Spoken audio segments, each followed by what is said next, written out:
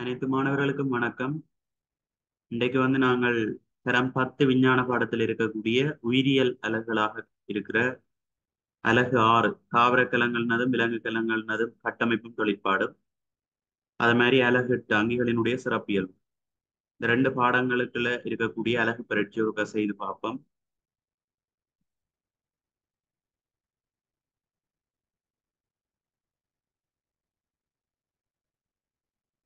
இல்ல பகுதி 1 கேள்விகளை முதலாவது பார்ப்போம். முதலாவது கேள்வி பாருங்க.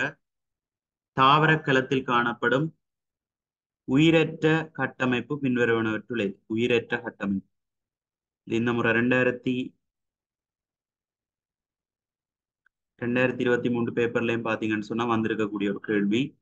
உயிரற்ற கட்டமைப்பா கருதப்படுறது கலச்சுவர், அதான் உயிரற்ற கட்டமைப்பு. ரெண்டாவது பாருங்க, மனிதனில் நைதரசன் கழிவுகளை அகற்றுவதில் பிரதானமான பங்களிப்பு செய்யும் அங்கம். கழிவங்கங்கள் என்று சொல்லிக்க தோல், சிறுநீரகம், நுரையீரல், இந்த மூன்று தான் கழிவங்கங்களாக கருதப்படுது. அதுல நைதரசன் கழிவுகள் நாங்க சொல்றது இந்த யூரியா, யூரிக் அமிலம், அது மாதிரி கிரியேட்டின், இதெல்லாம் தான் நைதரசன் கழிவுகள் என்று சொல்றோம். இதுல பிரதானமா கழிக்கிற அங்கம் என்று கேட்டா அது சிறுநீரகம். இப்ப தோல் மூலமா வியர்வை அகற்றப்படுது. வியர்வையில் இருக்கக்கூடிய கூறுகள் என்று பார்த்தோம்னா நீர் பெருமளவில் இருக்கும், அதோட உப்புக்கள் இருக்கும். இது தவிர சிறிதளவு நைதரசன் கழிவுகளும் இருக்கு. சிறுநீரகத்துல நீர் பெரும்பான்மையா கழிக்கப்படும், உப்புக்கள் இருக்கும். அது மாதிரி பிரதானமா பாத்தீங்கன்னு சொன்னா நைதரசன் கொண்ட கழிவுப் பொருட்களும் அகற்றப்படுது. நுரையீரல் மூலமா காபனீர் ஒட்சைட்டும் நீராவியும் அகற்றப்படும். சரி, அப்ப இங்க பிரதானமான பங்களிப்பு செய்கிற அங்கம் என்று கேட்டா பொருத்தமானது சிறுநீரகம். அடுத்த கேள்வி, பின்வரும் எந்த புன்னங்கத்தினால் காற்று சுவாசத்தின் போது சக்தி விடுவிக்கப்படும்? சக்தியை உற்பத்தி செய்கின்ற புன்னங்கம் அல்லது கலத்தின் வலுவீடு என்று சொன்னா அது இழைமணி. சரியா, கலத்தின் வலுவீடு பவர் ஹவுஸ் சொல்லுவோம். அனுசவ தாக்கங்களுக்கு தேவையான சக்தியை வழங்குறது வெட்டவேல காற்று சுவாசத்தின் மூலம் வழங்கும். மற்ற இந்த இளைமணி பாத்தீங்கன்னு சொன்னா சக்தி அதிகமா தேவைப்படுகின்ற கலங்கள்ல அதிக அளவான இளைமணிகள் இருக்கு. உதாரணமா எங்கட வெண்கூட்டு தசை இழையங்கள், அது மாதிரி இதய தசை இழையம், தாவரங்கள்ல பாத்தீங்கன்னு சொன்னா பிரி இழையம், இது அதிகமா வேலை நடக்கக்கூடிய இழையங்கள். ஆகவே இந்த கலங்களுக்குள்ள அதிகளவான இழைமணிகள் இருக்கு, சக்தியை கூடுதலாக உற்பத்தி செய்யறதுக்காக. நாலாவது கேள்வி, அங்கிகளில் நடைபெறும் உயிர் ரசாயன தாக்கங்கள் ஊக்குவிக்கப்படுவது என்று சொன்ன நொதியங்கள். எங்களோட உடல்ல இயற்கையா சுரக்கப்படுகின்ற உயிர் ரசாயன தாக்கங்களை ஊக்குவிக்கிற ஊக்கிகளை நொதியங்கள் என்று சொல்றோம். இந்த நொதியங்களை பற்றி இன்னொரு உண்மை, நொதியங்கள் எல்லாமே புரதங்களாக இருக்கு. நொதியங்கள் அனைத்தும் புரதங்கள்.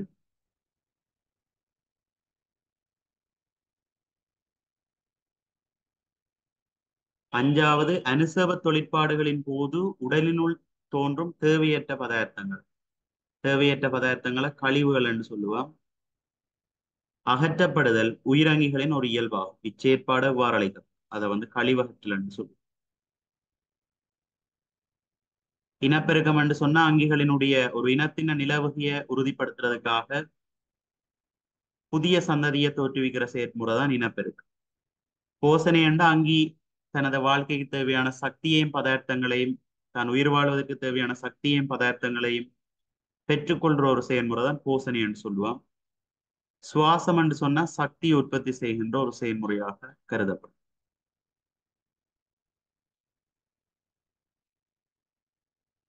அடுத்த, கார்பனீர் ஆக்சைடு, நீர் ஆகிய காரணிகள் இரண்டும் கீழே தரப்பட்டுள்ள எச்சேற்பாட்டுக்கு அவசியம். ஒளித்தொகுப்புக்கு அவசியம். ஒளித்தொகுப்புல பாத்தீங்கன்னா கார்பனீர் ஆக்சைடு, நீர், இந்த மூலப்பொருட்கள் பயன்படுத்தப்பட்டு சூரிய ஒளி முன்னிலையில பச்சையம் உள்ள கலங்களில உணவு தொகுக்கப்படும். உணவு என்று சொல்லிக்க C6H12O6, இதான் முதலான விளைபொருள். அதோட பக்க விளைபொருள் ஆக்சன் கிடையாது. இது ரெண்டு தேவையான செயல்முறை என்று கேட்டா அது ஒளித்தொகுப்பு.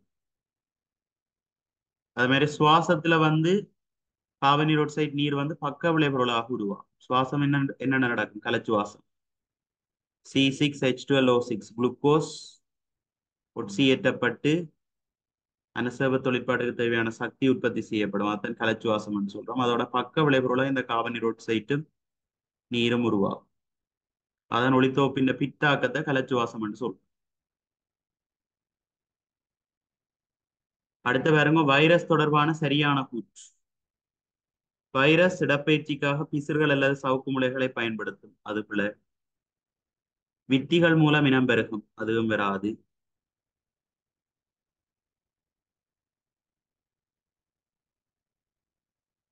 வைரஸ் டிஎன்ஏ அல்லது ஆர்என்ஏ கொண்டிருக்கும். அது சரி. வைரஸ்ல வந்து இப்ப சாதாரணமா பாரம்பரிய பதார்த்தமாக டிஎன்ஏ தான் இருக்கும். ஆனா வைரஸை பொறுத்த வரைக்கும் டிஎன்ஏ அல்லது ஆர்என்ஏ இருக்கு. மற்ற கைட்டினால் ஆக்கப்பட்ட கலச்சுவரன்னு சொன்னா அதுவும் வராது. கைட்டினால் ஆக்கப்பட்ட கலச்சுவரை கொண்டிருக்கிறது வந்து ஃபங்கஸ். வைரஸ் இல்லை, ஃபங்கஸ். ஆகவே இதுல சரியானது வந்து 3. தாவரங்களின் வேர் நுனியானது புவியை நோக்கி வளர்வது. புவியை நோக்கி வேர் நுனி வளர காரணம் நேர்புவி திருப்பாசை. சரியா? தூண்டல் புவியீர்ப்பு விசை, அதுக்கான துலங்கள் வேர் புவியை நோக்கி வளர்றது. அப்ப திசை 2 ஒன்றபடியா நேர்புவி திருப்பாசை. எதிர்ப்புவி திருப்பாசை வந்து சொன்னா இப்ப அங்குர தொகுதி வளர்ச்சி அடையத சொல்றது. அங்குரம் வந்து இப்போ மேல் நோக்கித்தானே, தரைக்கு மேல் நோக்கித்தானே வளரும். அப்ப அதை எதிர்ப்புவி திருப்பாசைவன்னு சொல்றது. அது மாதிரி நேர் ஒளி திருப்பாசைவன்னு சொன்னா இப்ப தாவரங்கள் ஒளியை நோக்கி வளர்ச்சி அடைகிறது. அது நேர் ஒளி திருப்பாசைவாயிருக்கு. 9வது கேள்வி. இங்கு தரப்பட்டுள்ள இனப்பெருக்கம் தொடர்பான உருவில் கலப்பிரிவு செயல்முறைகள் A, B ஆகியன முறை. AB என்று சொல்றது வந்து தாய் தந்தையிட்ட இருந்து சூழ்விந்து உருவாகுது, அதாவது புணரிகள் உருவாகிறது. புணரியாக்கத்துல நடக்கிற செயல்முறை வந்து ஒடுக்கற் பிரிவாக இருக்கு. புணரியாக்கத்தில் நடக்கிறது ஒடுக்கற் பிரிவாக இருக்கு. சரி, அப்ப இங்க ரெண்டுமே ஒடுக்கற் பிரிவு. தாயிலிருந்து சூழ் உருவாகிறது, தந்தையிலிருந்து விந்து உருவாகிறது. இந்த சூழ் விந்து ரெண்டுமே புணரிகள் என்று சொல்லுவோம். புணரியாக்கத்தின் போது நடக்கிறது ஒடுக்கற் பிரிவு. சூழ் விந்து சேர்ந்து கரைக்கட்டி வார முதலாவது தனிக்கலத்தை வந்து நுகம் என்று சொல்லுவோம். நுகம் ஒரு தனிக்கலம். இது பிறகு இளையுறு பிரிவுக்குட்பட்டுத்தான்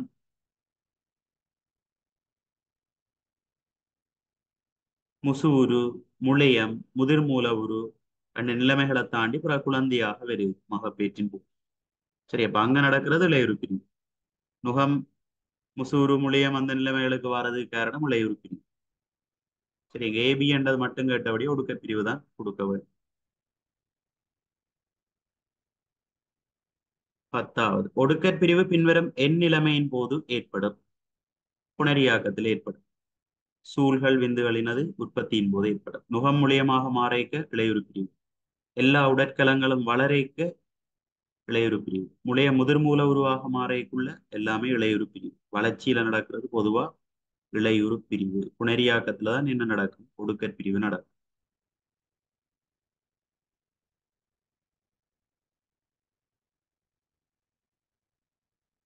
அது மாதிரி இப்ப விலங்குகள்ல சூழ் விந்தன்னு சொல்ற மாதிரி தாவரங்கள்ல பாத்தீங்கன்னு சொன்னா சூளுக்கு இணையாக நாங்கள் முட்டை கலத்தை சொல்லலாம்.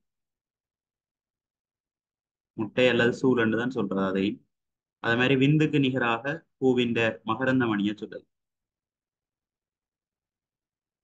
இது புணரிகள்லாம். அடுத்தது 11, பாரம்பரிய இயல்புகளை அடுத்த சந்ததிக்கு தலைமுறை உரிமை பெறச் செய்வதற்கு ஒரு வகையான களத்தில் இருக்க வேண்டிய அத்தியாவசியமான புன்னகம் கரு. கருவுக்கு தான் நிறமூர்த்தங்கள், அதாவது டிஎன்ஏ இருக்கும். அந்த டிஎன்ஏ தான் பாரம்பரிய இயல்புகளை கடத்துறது, சேமிக்கிறது, அந்த வேலைகளை செய்யும். அப்ப அத்தியாவசியமா இருக்க வேண்டிய புன்னகம் என்று கேட்ட கரு.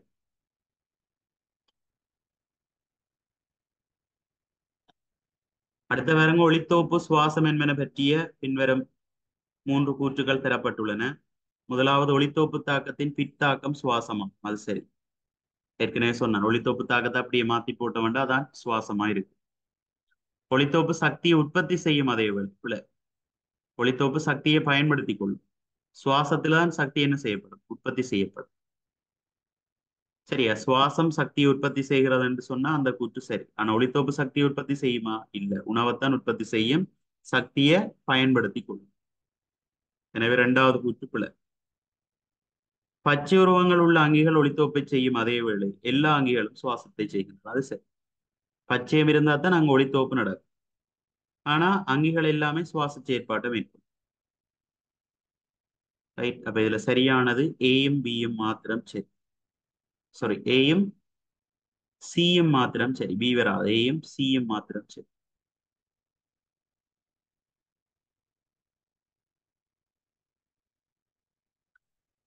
13,14 வினாக்களில் உள்ள எவ்வியல்பு அல்லது இயல்புகள் உகந்தது அல்லது உகந்தன என தெரியட்டா. முதலாவது கேள்வி, தாவர கலங்களில் மாத்திரம் இருப்பது. கரு எல்லாத்திலையும் இருக்கு. கலச்சுவர் தாவர கலத்துல மட்டும்தான் இருக்கு. அதே மாதிரி பச்சை உருவம் தாவரத்துல மட்டும்தான் இருக்கு. இளைமணி எல்லாத்திலையும் இருக்கு. தாவர கலங்கள்ல மாத்திரம் இருப்பதுன்னு கேட்டபடியா சியும் பியும். பி கம சி. உயிருள்ள கலத்திற்கு பொதுவான இயல்பு. உயிருள்ள கலத்துக்கு பொதுவான இயல்பு என்று சொன்னா கரு இருக்கு. உயிருள்ள கலங்கள் எல்லாத்திலையும் கரு இருக்கு. ஆனா விதிவிலக்கா 2 கலங்கள்ல கரு இல்லை. என்னென்னு கேட்டா, உண்டு விலங்கு கலம், பாலூட்டிகளின் செங்குளிய கலங்கள்ல கரு இல்லை. பாலூட்டிகளின் செங்குளிய கலங்கள்ல கரு இல்லை. அதே மாதிரி உரிய இழையத்துல காணப்படுற நெய்யரி குழாய் மூலகத்திலையும் கரு இல்லை. இது ரெண்டுமே உயிர் உள்ளதான். ஆனா இந்த ரெண்டுலையுமே கரு இருக்கா.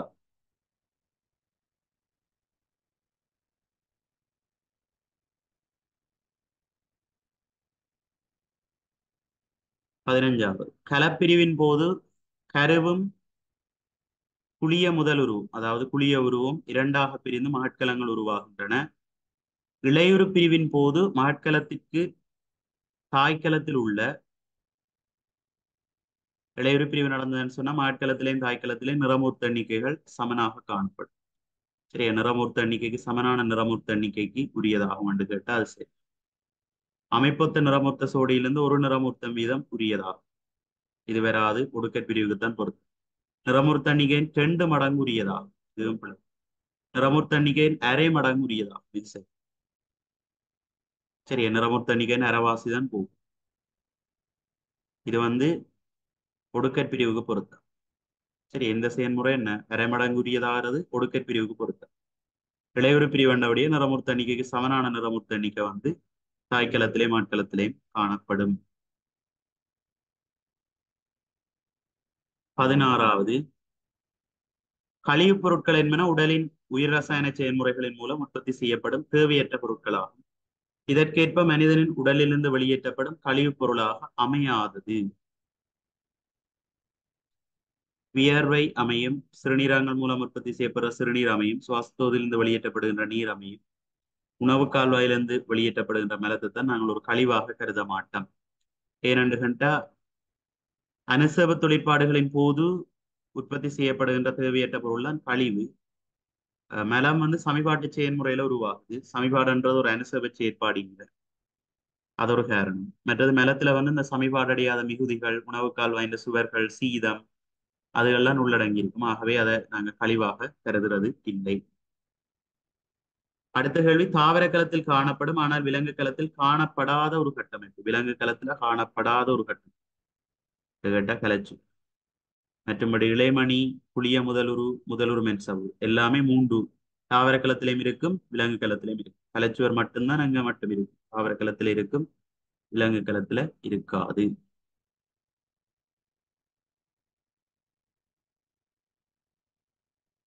அமைப்பு கற்ற வினாக்களுக்கு போவோம். ஒரு கல அங்கி ஒன்று வாழ தேவையான உயிரிய செயற்பாடுகள் எல்லாவற்றையும் தனித்து நிறைவேற்ற இயலும். பல்கல அங்கிகளும் தமது உயிரிய செயற்பாடுகள் எல்லாவற்றையும் தனித்து நிறைவேற்றத்தக்கதாக இருக்கின்ற போதிலும் அவற்றின் உடலில் இருந்து வேறுபடுத்தப்படும் தனிக்கலம் ஒரு கல அங்கி போன்று செயற்பட முடியாது. இதற்கு காரணம் பல்கல அங்கி முறையே கலம், இழையம், அங்கம், தொகுதி, அங்கி என்னும் ஒழுங்கமைப்பு மட்டங்களுக்கு ஏற்ப உருவாகின்றமை ஆகும். ஒரு தனிக்கல அங்கி எல்லா செயற்பாடுகளையும் அதுல காணப்படுறது ஒரு தனிக்கலம் தான். அதுதான் எல்லா செயற்பாடுகளையும் செய்யும். ஆனா ஒரு பல்கலாங்கியில பிரிச்செடுக்கப்படுற ஒரு கலம் தனிக்கலாங்கி மாதிரி செயற்படையில்லாம். ஏனென்றால் பல்கலாங்கிகளோட உடல்ல கலங்கள் பல சேர்ந்து இழையம், இழையம் பல சேர்ந்து அங்கம், அங்கம் பல சேர்ந்து அங்கத்தொகுதி, அங்கத்தொகுதி பல சேர்ந்து ஒரு அங்கியாக உருவாகிறது. இப்ப இந்த ஒழுங்கமைப்பு மட்டம் இருக்கிறபடியால ஒரு இப்ப பல்கலாங்கியில இருக்கக்கூடிய தனிக்கலம் தனிக்கலாங்கி மாதிரி செயற்பட இயலாதுன்னு சொல்லியிருக்கு. முதலாவது கேள்வி, கலம் என்னும் ஒழுங்கமைப்பு மட்டத்திற்குரிய புரோட்டோசோவா அங்கி ஒன்றை குறிப்பிடுக. இந்த தனிக்கலாங்கிய சொல்லட்டும். பரமேசியம், அமீபா, ஜூக்ளீனா, இதெல்லாம் தனிக்கலாங்கி தான் புரோட்டோசோவா அங்கி. நீர் குறிப்பிட்ட புரோட்டோசோவா அங்கியின் இடப்பெயர்ச்சி புன்னங்கத்தை குறிப்பிடுது. இப்ப பரமேசியம் எழுதியிருந்தீங்கன்னா பிசிறுகள் போடுவீங்க. அமீபாக்கு போலிப்பாதம் போடுவீங்க. அதே மாதிரி ஜூக்ளீனா போட்டிருந்தீங்கன்னு சொன்னா சவுக்கு முளைகள் போடுவீங்க.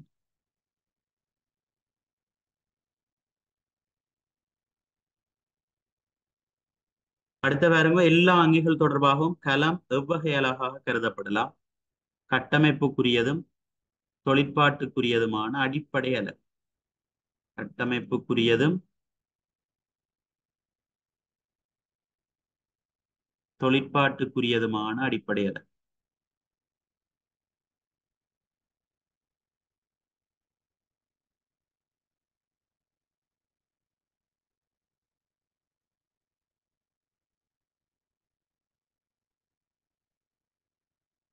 அடுத்த பாருங்க, நிச்சயமான உடற்செயல்களை நிறைவேற்றுவதற்கு ஒரே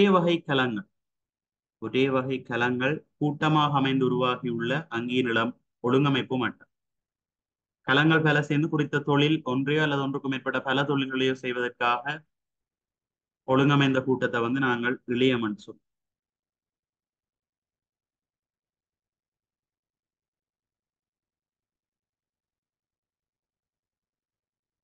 அடுத்த மேலே 2A குறிப்பிட்ட ஒழுங்கமைப்பை காட்டும் தாவரத்திலிருந்து பெற்ற இரு மாதிரி பொருட்களின் நுணுக்காட்டி படங்கள் கீழே காட்டப்பட்டுள்ளன. அவற்றை பேரிடு. பாத்தீங்கன்னு சொன்னால் இது ஒரு புடைக்கலவழி. சரியா, புடைக்கலவழி. என்னண்டி நாங்க ஆன்றதுன்னு சொன்னா மெல்லிய கலச்சுவர் இருக்கும். பாருங்க, மெல்லிய கலச்சுவர் இருக்கும். கோள வடிவமான அல்லது நீள்வட்ட வடிவமான கலங்களா இருக்கும். நடுவுக்குள்ள பெரிய புன்வெற்றிடம் இருக்கும். கலத்திரை வழிகள் இருக்கும். கரு ஊரமாக தள்ளப்பட்டிருக்கும். அப்ப இதுகளை வச்சுக்கொண்டு இது புடைக்கலவழியம் என்று நாங்க ஆடலாம். அடுத்தது பாத்தீங்கன்னு சொன்னா ஒட்டுக்கலவழியம். சரியா, மூல பிரதேசங்கள் தடிப்படைஞ்சிருக்கு. சரி, இந்த இதுல ஒப்பீட்டளவில் பாருங்க, இங்க மூலை பிரதேசங்கள் கூடுதலா என்ன மாதிரி இருக்கு, தடிப்படைஞ்சிருக்கு. இப்ப இதை நாங்க ஒட்டுக்கலவழியம் என்று சொல்லலாம். ஆனா இங்க கருவும் இருக்கு, புன்வெற்றிடம் இருக்கு. அப்ப இதுக்குள்ள உயிர் உள்ளதுன்னு சொல்லி ஒட்டுக்கலவழியம். கல்லூரு கலவழியம் இறந்தது, அங்க கரு இருக்கலாம். அடுத்த ஒரு தாவர கலத்தினதும் ஒரு விலங்கு கலத்தினதும் இலத்திரன் நுணுக்காட்டி கட்டமைப்புகளின் வரிப்படங்கள் ஒன்றிலும் இரண்டிலும் காணப்படுகின்றன. அவற்றை இனங்கண்டு புள்ளிக்கோட்டின் மீது எழுதலாம். சரி, முதலாவது பாருங்க, ஒரு குறிப்பிட்ட ஒழுங்கமைப்பு காணப்படுது. புன்வெற்றிடம் காணப்படுது, நடுவுக்குள்ள பெரிய புன்வெற்றிடம் காணப்படுது. பச்சை ஒரு மணி இருக்குது. அப்ப அதை வச்சுக்கொண்டு நாங்க சொல்லலாம் ஒரு தாவர கலம்.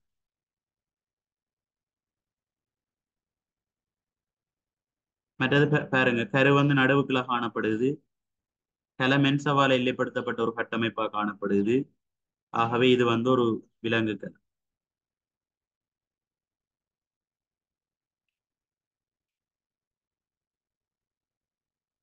அடுத்த மேற்குறித்த உருக்களில் காணப்படுகின்றவாறு தாவர கலத்தில் உள்ள விலங்கு கலத்தில் இல்லாத இரு இயல்புகளை குறிப்பிடும். ஒன்று கலச்சு, தாவர கலத்துல இருக்கும், விலங்கு கலத்துல இருக்காது. அடுத்தது பச்சை ஒருமணி, தாவர கலத்துல இருக்கும், விலங்கு கலத்துல இருக்காது. அதே மாதிரி இன்னொரு ஆளையும் சொல்லலாம், பெரிய புன்வெட்டு, தாவர கலத்துல இருக்கும், விலங்கு கலத்துல இருக்காது. அடுத்த Y ஆகிய எழுத்துக்களினால் காட்டப்படும் பகுதிகளின் மூலம் கலத்தின் உள்ளே நிறைவேற்றப்படும் ஒவ்வொரு தொழில். எக்ஸ்ன்றது பாத்தீங்கன்னு சொன்னா இது பச்சை ஒருமணி. பச்சை ஒருமணின்ற தொழிற்பாடு ஒளித்தொகுப்பு.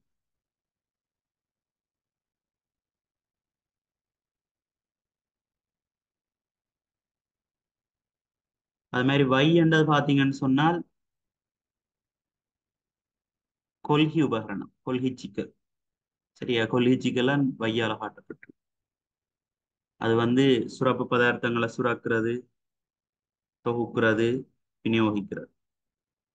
சுரப்பு பதார்த்தங்களை சுரத்தல், தொகுத்தல், விநியோகித்தல்.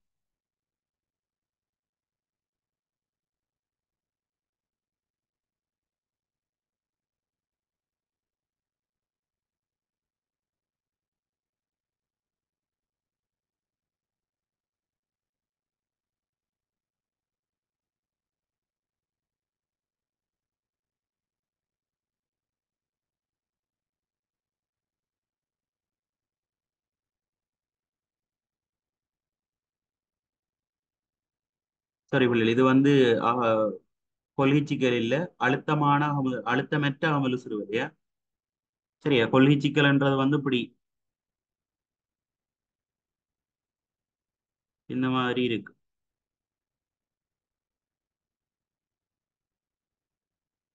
இப்படி ஒன்றுக்கு மேல ஒன்று அடுக்கி வச்ச மாதிரி இருக்கிற அந்த தட்டையான பைகளா காணப்பட்ட அதான் கொல்லிச்சிக்கல். ஆனா இது பாருங்கோ அகமுல சிறுவரை என்று சொல்லும். மேல ரைபோசோம்களை ஒட்டி கொண்டிருந்தா அழுத்தமற்ற அகமுல சிறுவலை. இதுல பாருங்க ரைபோசோம் ஒட்டாம இருக்குது, இது வந்து அழுத்தமான அகமுல சிறுவலை என்று சொல்றது. இது அழுத்தமற்ற அகமுல சிறுவலை. ரெண்டுக்கும் வேற வேற தொழிற்பாடுகள் இருக்குது.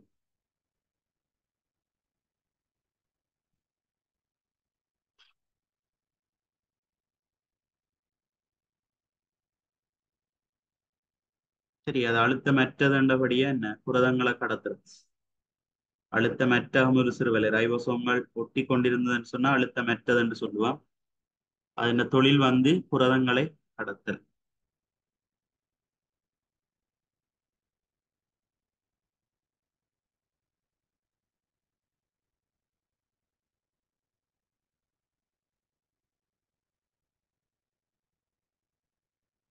அடுத்த கலப்பிரிவின் போது கரு பிரிகையடையும் இரு முறைகள் உள்ளன, அவற்றில் ஒரு முறையை குறிப்பிடு.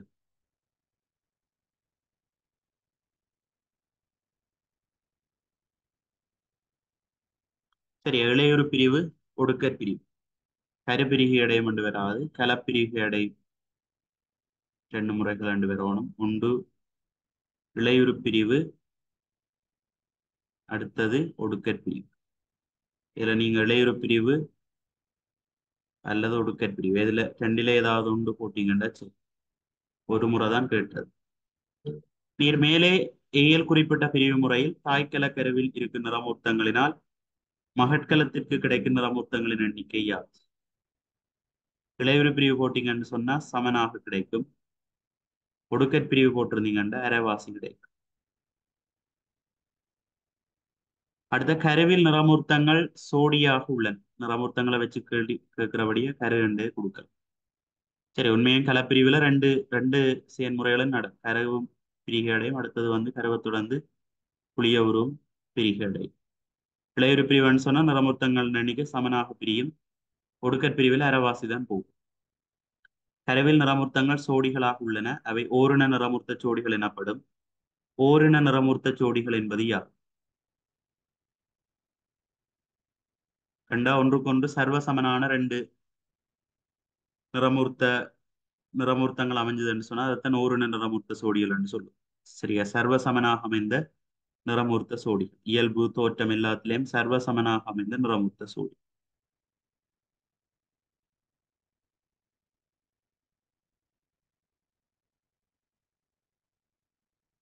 ஒன்று தாயிட்ட இருந்து மற்ற தந்தையிட்ட இருந்து கிடைச்சிருக்கும்.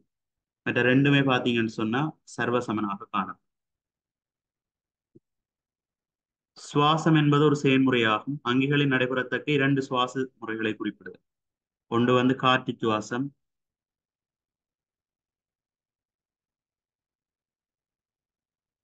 அடுத்தது காற்றின்றிய சுவாசம்.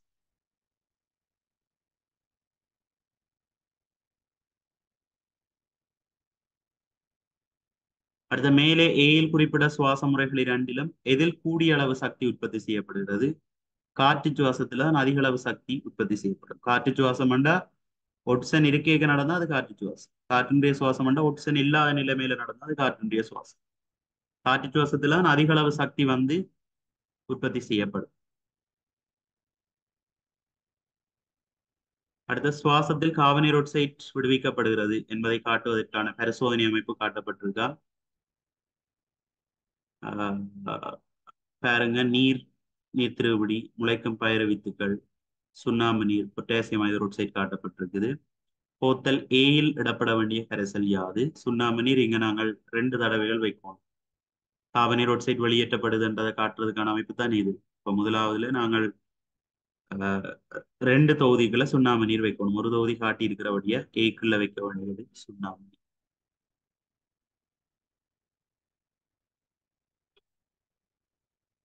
அடுத்த போத்தல் ஏயில் உரிய கரைசல் இடப்பட்ட பின்னர் மேற்குறித்த போத்தல் ஏபிசிடி இணைக்கப்பட வேண்டிய ஒழுங்குமுறை எழுது.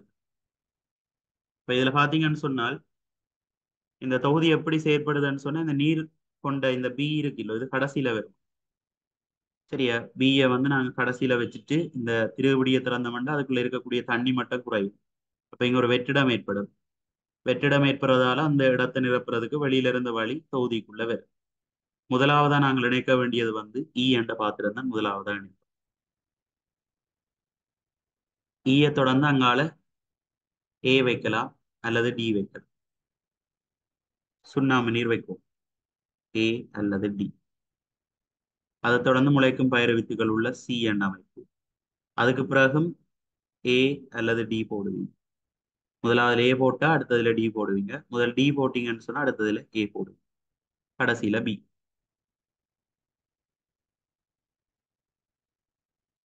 அடுத்த எல்லா போத்தல்களையும் சரியாக இணைத்த பின்னர் என்ன நடைபெற வேண்டும் என குறிப்பிடுக. தொகுதியினுள் வளியோட்டம் ஏற்பட வேண்டும். தொகுதியினுள் வளியோட்டம் ஏற்படுத்தப்படல் வேண்டும்.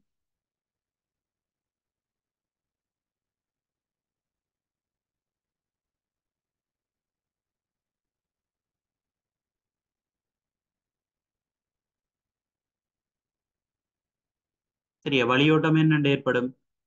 இதை பாத்தீங்கன்னு சொன்னா ஈதான் முதல் அமைக்க போறோம். அடுத்தது வந்து சுண்ணாம்பு நீர், அடுத்தது முளைக்கும் பயிர் வித்துகள், திருப்ப சுண்ணாம்பு நீர், கடைசியில இந்த நீர் கொண்ட முகவர். திருவிடிய திறந்தோம்னு சொன்னா தண்ணி மட்டம் கீழே இறங்கும். இப்ப வெற்றிடத்தை நிரப்புறதுக்கு வெளியில இருந்து வழி உள்ளுக்குள்ள வேறு. முதல் பொட்டாசியம் ஹைட்ரோக்சைட்டுக்குள்ள வழி வேறு. அங்க பொட்டாசியம் ஹைட்ரோக்சைடு வந்து வழியில இருக்கக்கூடிய காவனி ரோட்சைட் என்ன செய்யும், அகத்தும். அப்புறம் அந்த வழி அடுத்த சுண்ணாம்பு நீருக்குள்ள போகும். அப்ப எந்த ஒரு மாற்றமும் அங்க வராது. சுண்ணாம்பு நீர், தெளிந்த சுண்ணாம்பு நீர் வந்து காவனி ரோட்சைட் வந்தா பால் நிறமாக மாறும். ஆனா ஈயில இருந்து ஏக்கு வார வழிகளை காவனி ரோட்சைட் இல்லாதபடியே அங்க பால் நிறம் ஏற்படாது, நிறமாற்றம் எதுவும் ஏற்படாது. அடுத்த அந்த வழி வந்து முளைக்கும் பயிர வித்துகள் உள்ள அமைப்புகளை போகும். முளைக்கும் பயிர வித்துகள் வந்து சுவாசத்தை மேற்கொள்ளும், ஒட்சனை பெற்றுக்கொண்டு காவனி ரோட்சைட்டை வெளிவிடும்.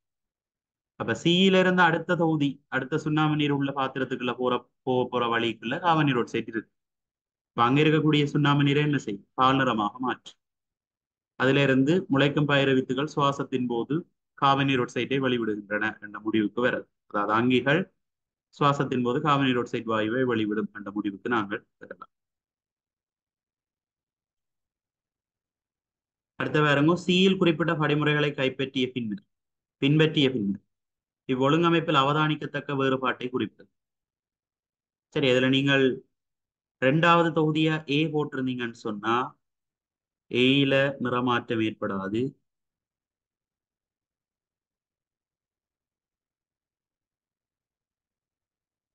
அங்கால டி தானே போடும், டியில நிறமாற்றம் ஏற்படும் அல்லது பால் நிறமாக முந்தி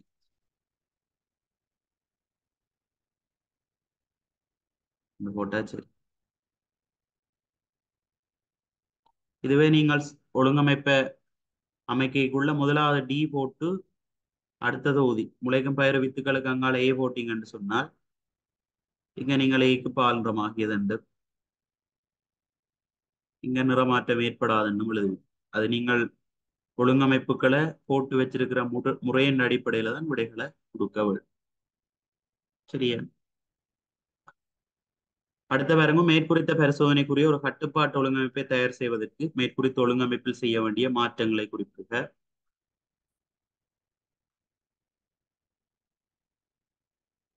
முளைக்கும்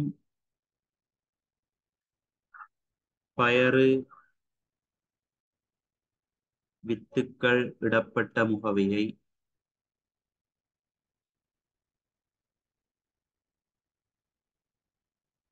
வெறுமையாக விடும்.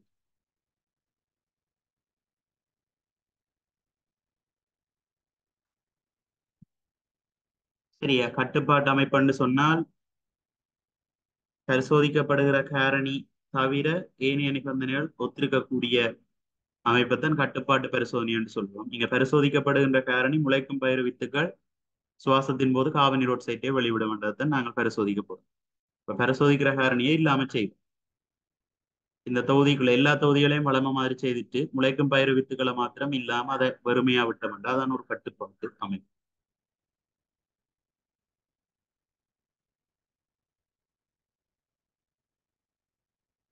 அடுத்த உயிராங்கி ஒன்றின் அடிப்படை கட்டமைப்புக்குரியதும் தொழிற்பாட்டுக்குரியதுமான அலகு கலமாகும். வெவ்வேறு தொழிற்பாடுகளை மேற்கொள்வதற்காக வெவ்வேறு கட்டமைப்பு வடிவங்கள் கொண்ட கலங்களை அங்கிகளில் காணலாம். வரிப்படத்தில் சில வகை தாவர கலங்களும் விலங்கு கலங்களும் தரப்பட்ட கலங்களுள் எது அல்லது எவை தாவர கலம் அல்லது கலம். ஏ என்றது பாத்தீங்கன்னு சொன்னா செங்குளிய கலம், அது ஒரு விலங்கு கலம். பி என்றது வந்து ஒரு தாவர கலம் தான், புடைக்கலவழிய கலம். சி என்றது விலங்கு கலம், அது ஒரு நரம்பு கலம். டி என்றதும் ஒரு தாவர கலம், அது வந்து வேர்மயிர் கலம். இப்ப இதுக்குள்ள எது தாவர கலம் என்று கேட்டா பி புடைக்கலவழிய கலம், அது மாதிரி டி வேர்மயிர் கலம். தாவர கலம் என்று எவ்வாறு இனங்கண்டீர் என்று சொன்னால், இங்க பெரிய புன்வெற்றிடம், பெரிய மைய புன்வெற்றிடம் காணப்படுதல். சரி, அதை சொல்லலாம். கரு சுற்றியலுக்குரியதாக காணப்படுதல்.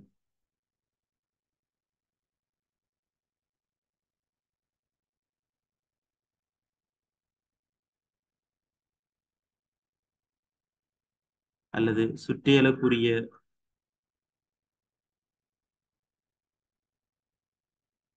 பகுதியில் கரு காணப்படுதல்.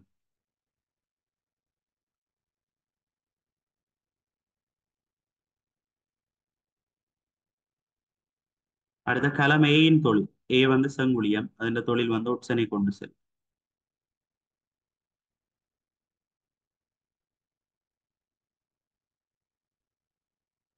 அடுத்த மேலே தரப்பட்ட எக்கலம் அல்லது எக்கலங்கள் அகத்துறிஞ்சல் தொழிலுக்கு செவாக்கம் அடைந்துள்ளன. டி வேர்மயிர்கள். பகுதி 2 எஸ்ஏல வரக்கூடிய கேள்வி. சுவாச தொகுதியுடன் தொடர்புடைய உச்சுவாச வெளிச்சுவாச பொறிமுறையின் ஊடாக வெளிச்சூழலுக்கும் மனித உடலுக்கும் இடையிலான வாயு பரிமாற்றம் நடைபெறும். இச்செயல்முறையின் மூலம் கலச்சுவாசத்துக்கு தேவையான ஒட்சன் வாயு வழங்கப்படும். கலச்சுவாசம் என்றால் என்ன? கலங்களில் குளுக்கோஸ் ஒட்சியேற்றப்பட்டு சக்தி உருவாக்கப்படும் செயல்முறை கலச்சுவாசம் எனப்படும். கலங்களில் குளுக்கோஸ் ஒட்சியேற்றப்பட்டு சக்தி உருவாகும் செயல்முறை கலச்சுவாசம் எனப்படும். நுரையீரல்கள் கழிவேற்றும் தொழிலை மாற்றுகின்றது. நீர் இக்கூற்றுடன் இணங்குகிறீரா? முதுவிடைக்கான காரணங்களை தெரிவிக்க. ஆம். காரணம் வந்து கலச்சுவாசம் ஒரு அனுசவ செயற்பாடாகும். இதன் போது காவனீர் ஒட்சைட்டும் நீராவியும் வெளியேறும். வெளிச்சுவாசத்தின் போது நுரையீரல்கள் கார்பன் ஒக்சைட் நீராவி ஆகியவற்றை வெளியேற்றுவதால் நுரையீரல்கள் ஒரு கழிவகற்றும் அங்கமாக அல்லது கழிவகற்றும் தொழிலை மேற்கொள்கின்றது என்று போட்டா சரி. சரியா, கலச்சுவாசம் அங்கிகளில் நடைபெறும் கலச்சுவாசம் ஒரு அனுசவ தொழிற்பாடாகும். இதன் போது கார்பன் ஒக்சைட் நீர் ஆகிய கழிவுப் பொருட்கள் வெளியேறுகின்றன. நுரையீரல்கள் வெளிச்சுவாசத்தின் போது அவற்றை வெளியேற்றுவதால் அவை கழிவகற்றும் தொழில்களை ஆற்றுகின்றது. அடுத்தது பாருங்க, நாம் உணவு உட்கொள்ளும் வேளையில் உணவு மட்டுமின்றி உச்சுவாச வழியின் தொண்டையினூடாகவே உட்செல்லும். உணவு கால்வாய் தொகுதிக்கும் சுவாச தொகுதிக்கும் ஒரு பொதுவான அமைப்பு தான் தொண்டை. சுவாச தொகுதியினுள் உணவு செல்வதை தடுப்பதற்காக அமைந்துள்ள கட்டமைப்பு இது. இது வந்து நாங்கள் சமீபாட்டு தொகுதி படிக்கைக்குள்ள படிப்போம். சுவாச தொகுதிக்குள்ள உணவு செல்வதை கட்டுப்படுத்துற அமைப்பு வந்து மூச்சுக்குழல் வாய் மூடி என்று சொல்லும்.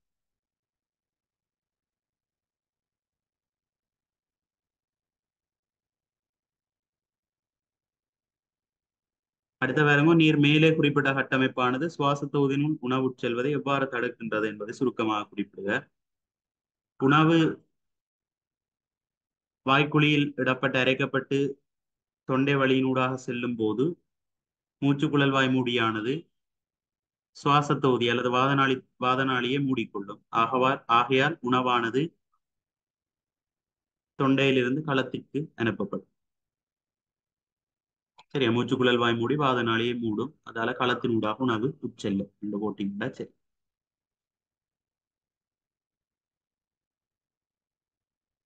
இவ்வளவுதான் கேள்வியல் பிள்ளைகள்.